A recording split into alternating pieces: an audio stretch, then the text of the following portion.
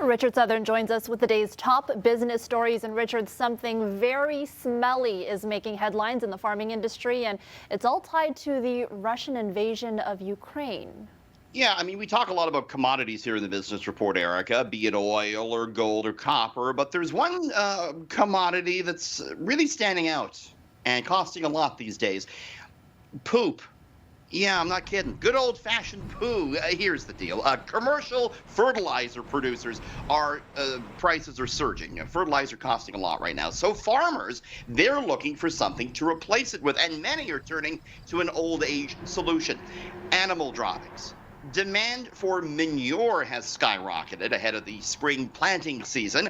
Interest so strong that instead of paying to remove animal waste, many livestock farmers are actually making a brisk side business, getting money from people who are willing to pick it up. Farmers are willing to pick this stuff up. They need it for their fields. You see, yes, Russia's invasion of Ukraine has really hit the fertilizer supply hard globally, and prices have shot up over the past month, and they're expected to rise another 12% this year. So, stinky story, but an important one nonetheless there, Erica. All right, and switching gears here, Coca-Cola is rolling out a new product to Canadian customers, and it's a bit unusual, Richard. Yeah, it is. When you think of tasty additions to your glass of Coca-Cola, you might think lime, Erica. You might think rum, certainly. Some people even put red wine in it, believe it or not. But coffee?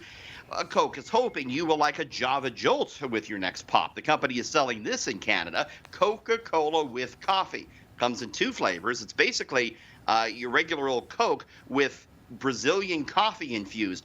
It packs the punch. Each can includes 49 milligrams of caffeine. And Erica, Coke's likely doing this to try and diversify its offerings beyond its sugary sodas, many of which have seen declining sales in recent years because of health-conscious consumers. Could you see yourself, Erica, drinking Coke coffee? If I had one of those, I think I'd be buzzing around this newsroom, this empty newsroom, all night. So I don't know if I can handle.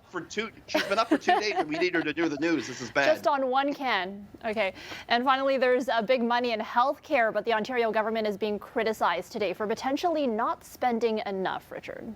Kind of a bombshell report from Ontario's fiscal watchdog, the Financial Accountability Office today, Erica. It found the Ford government spent less on health care in 2020 per capita than any other province in Canada. And of course, that's notable because 2020, as we know, is when the pandemic arrived in Ontario.